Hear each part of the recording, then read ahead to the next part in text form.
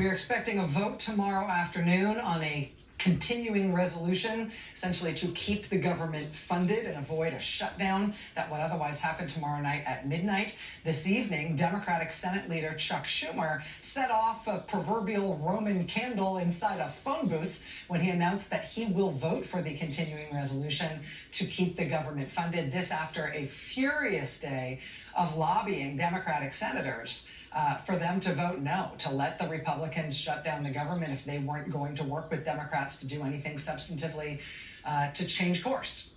On the Appropriations Committee in the House sits Congressman Mike Levin, a Democrat of California. Congressman Levin, I am very sorry to say, last night I referred to as a Republican on this show. That was totally on me. But Congressman Levin, I want to tell you that you have a lot of constituents who watch this show and who are very, very, very prompt in letting people know how wrong they are when they do wrong stuff on television. I am very sorry about that. It was nice to meet thousands of your constituents last night online, and it is really nice to have you here. Thank you. I have the best constituents in America, Rachel. Well, as I said, they're very online and they're very prompt, and I owe it to them. Let me ask you about the news today in the House. You're on the Appropriations Committee in the House. House Democrats voted no on this continuing resolution. There was a big lobbying effort to get Senate Democrats to vote no on this as well. The Senate Democratic leader, Chuck Schumer, tonight said he's going to vote yes to keep the government funded, essentially with no concessions from the Republicans at all. What's your reaction to that? Well, I can only speak for myself, but I can tell you I'm incredibly disappointed. I think this is the wrong move, and I'm really proud of House Democrats. We stood together. This was a tough circumstance. There is no perfect answer here, but I think it's very clear to me that if Trump and Musk are given 6 more months to run roughshod over our agencies, to have cuts that maybe are not able to be defended against with the Impoundment Control Act lawsuits maybe being undercut, with this CR maybe validating some of that. I thought that, look, this wasn't that close of a call. And as far as the government shutdown, big chunks of the government are being shut down right now before our eyes. We see it at the VA. We see it at the Social Security Administration. We see it across the board, the Department of Education. And at the end of the day, we have to stand up and we have to fight against all of this. And I'm proud that virtually all of my House Democratic colleagues did that. And I know that at least my 2 senators, Adam Schiff and Alex Padilla, are fighting back. And look, there's still time before the vote tomorrow. I hope that Chuck Schumer hears loud and clear that so many of us think this is the wrong decision. What are you hearing from your constituents? I know you sent out a survey to your constituents over the last few days asking if they've been directly affected by the massive cuts to the federal workforce and the way that the federal government is essentially being hacked down like a sapling in Washington. What are you hearing back so far in terms of the effects in your district, but also what your constituents want you to do? It's really sad. I have a huge veteran population in my district, so we know that roughly 1/3 of the federal workers are veterans.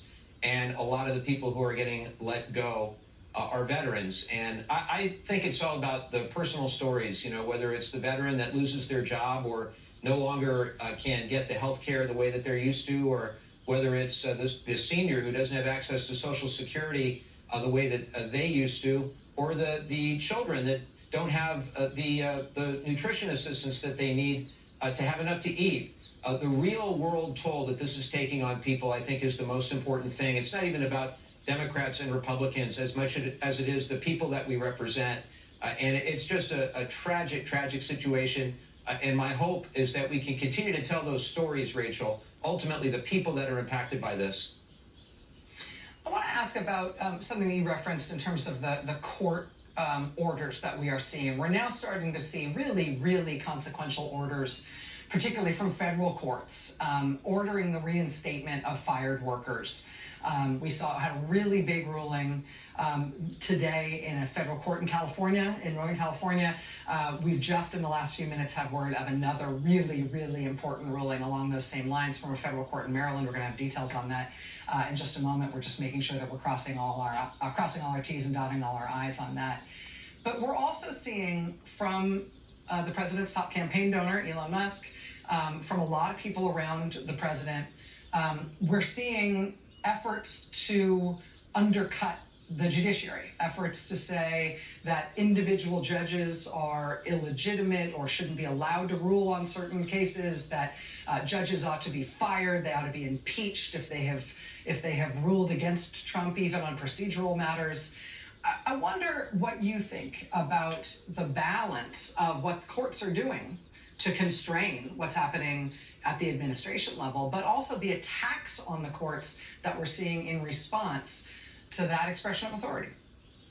I'm very concerned, and I'm pleased that the Biden administration was able to get 200 judges in there in their 4 years.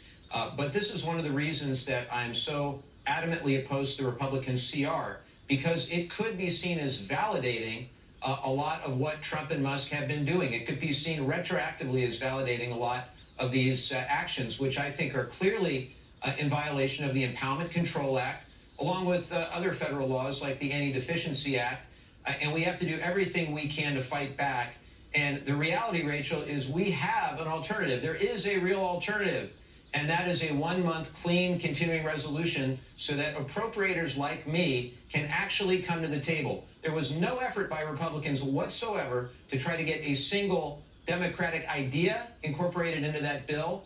There were no meetings to talk about things, for example, like the California wildfire aid that's needed, or for all the community project funding that we need for our districts. It was Republicans controlling the White House, House, and Senate, jamming this through on a party line vote. And I hope that the Senate will have courage tomorrow, because the alternative is 6 more months of this mess.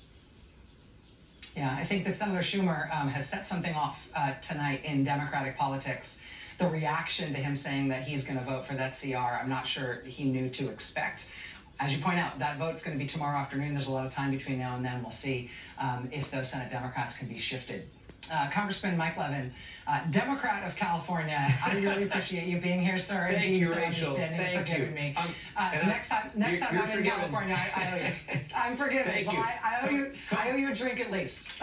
I'll take it. Come moderate our town hall one of these days. We'd love to have you. I will do. All right, thank you, sir. All right, we're going to take you up on that. All right. Thank you, Rachel. As I mentioned, we got a key update on that latest court ruling that's just happened in the last few minutes. That's next. Stay with us.